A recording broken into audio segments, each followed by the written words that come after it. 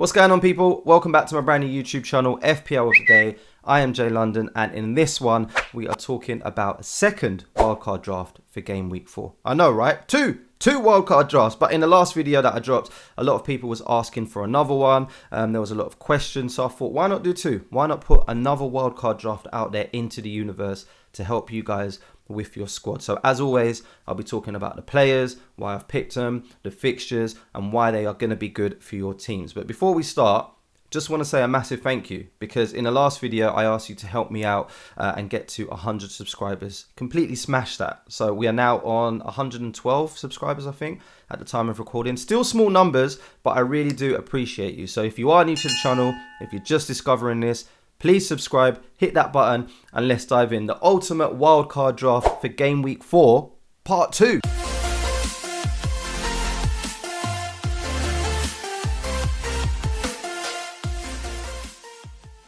Alright, so as I say, this is the second part of a 2-part series. So if you missed the first one, I'm going to put a link down in the description below. Go and check it out, because that wildcard draft is just equally as strong. But I've decided to make another one because I think that this could potentially be even stronger. And obviously, since the last video, there's been a few injury updates.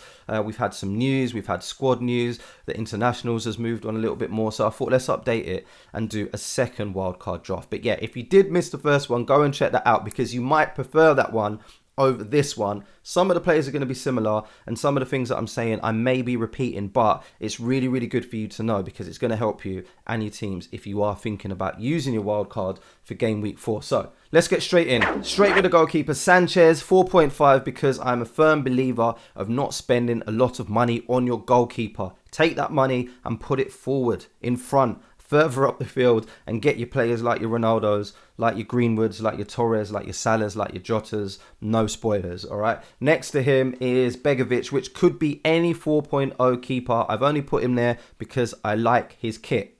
That is literally it. He's not going to play. It doesn't matter. 4.0, if he was 1 mil, it would be even better. Just going to sit on the bench and take up time. So yeah, he is not important.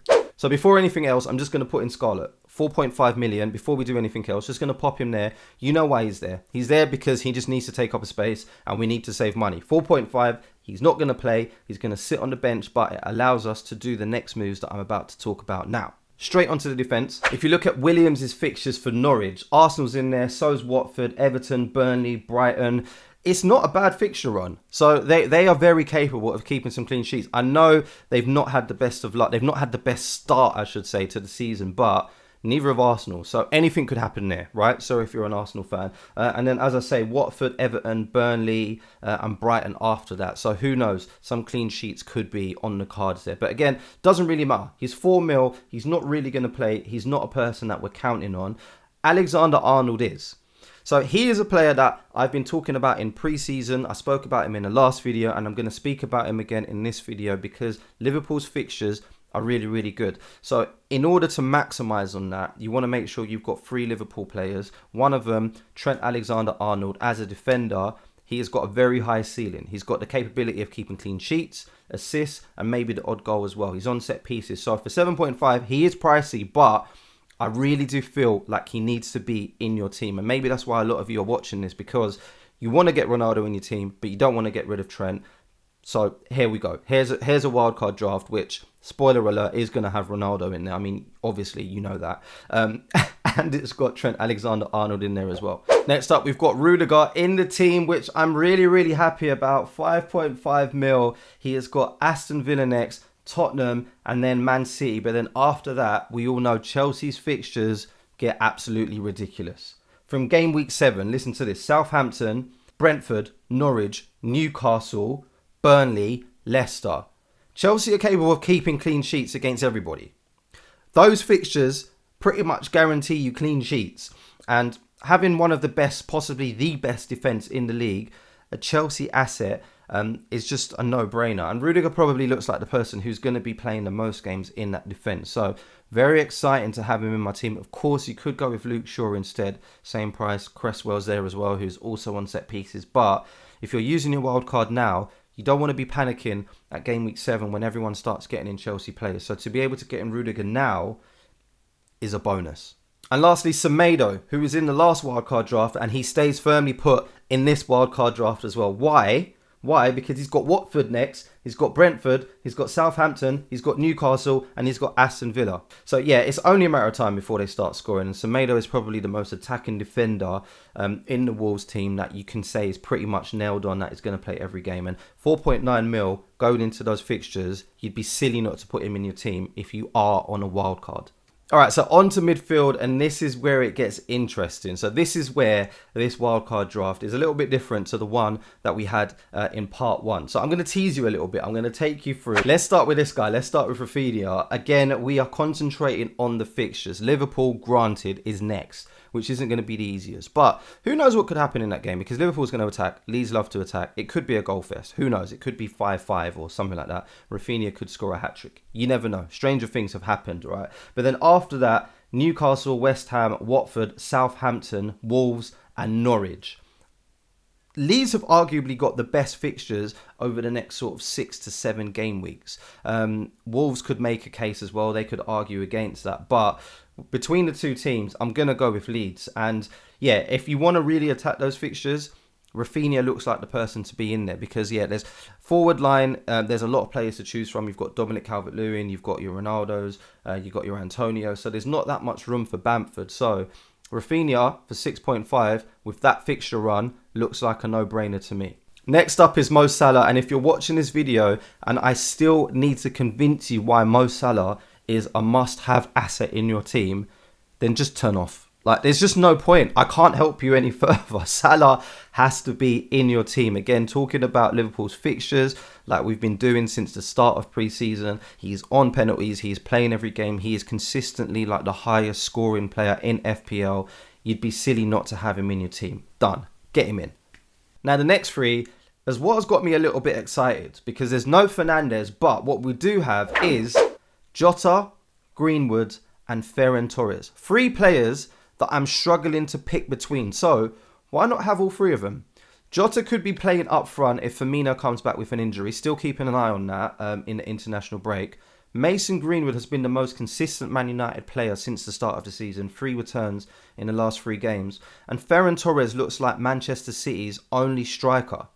So to have all 3 of them in my team, I'm very, very excited about. And this is why I needed to make a second wildcard draft to allow you to see what is going on here. Because going into the fixture, if I went into game week 4 with this team, I'd be very excited. Because all of these players are pretty much guaranteed to play maybe 50-50 with Jota, because yeah, who knows what's going to happen there. But he's going to get some minutes and he's capable of coming off the bench and getting points and getting returns anyway. But a midfield of Rafinha, Salah, Jota, Greenwood and Torres excites me. I wasn't thinking about using my wildcard this week, but looking at that already, I'm very much considering it. Very, very much so. So yeah, leave a comment down below now, straight away. Let me know if you think that this team already looks better than the one that we did in part 1. So onto the forward line. Obviously, we have got the main man, the reason why we are all using our wildcards this game week, Cristiano Ronaldo.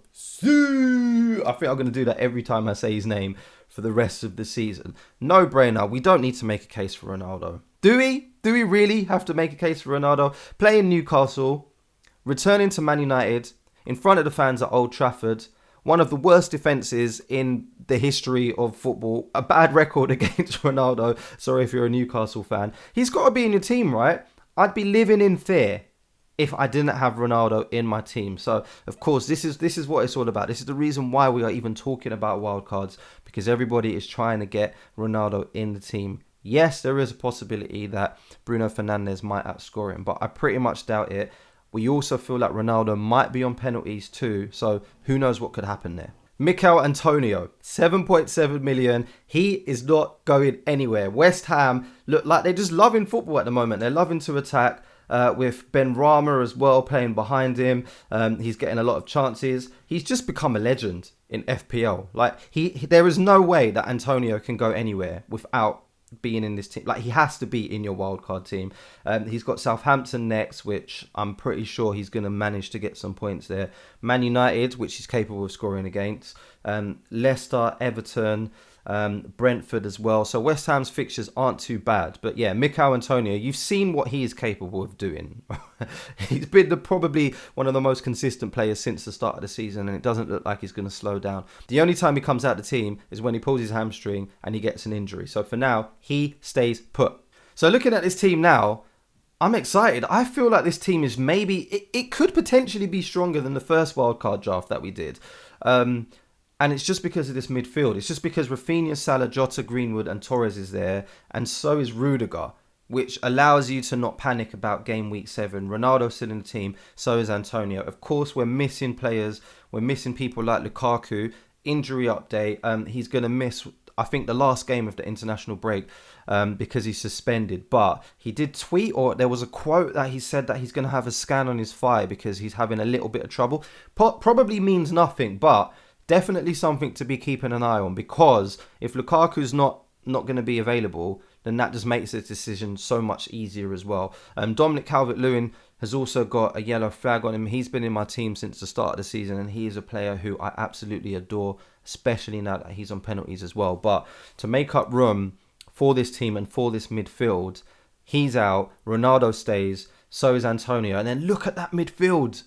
Look at those 5 players. It is extremely tempting to go with this. So yeah, we've got Semedo there as well with great fixtures. Rudiger, our Chelsea asset, that amazing midfield. Ronaldo's there, Antonio, and we've got a decent keeper as well. So and the bench isn't too bad as well. As I say, Williams with Norwich, the fixtures aren't that bad. So if you did need to call on him, okay, cool. We're not going to depend on Norwich keeping clean sheets, but it's not the end of the world. So yeah, let me know your thoughts. Let me know what you're thinking. Is this wildcard draft better than the first one? Should I be pressing the activate button? Because the more I look at it, the more I'm thinking about doing it. So there we go. There we have it. The ultimate wildcard draft for game week 4, part 2. As I say, this is the second part of a 2-part series. So if you missed part 1, I've put a link down in the description below. Go and have a little look, check it out, and let me know which wildcard team you prefer better. Is it the one in part 1, or is it this one here in part 2? Also, drop a comment. Let me know what players you're putting in your team. Let me know if you think there's anyone that I'm missing, and then maybe I can help you along in the next video, and then we can get some of those guys in as well. Before we go, just a massive thank you and hello to all the new subscribers. Yeah, hopefully we can continue the season. We can climb up the ranks together. I'll help you as much as I can. If you're new to the channel, then please do subscribe, and I'll see you on the next one. All right, good luck.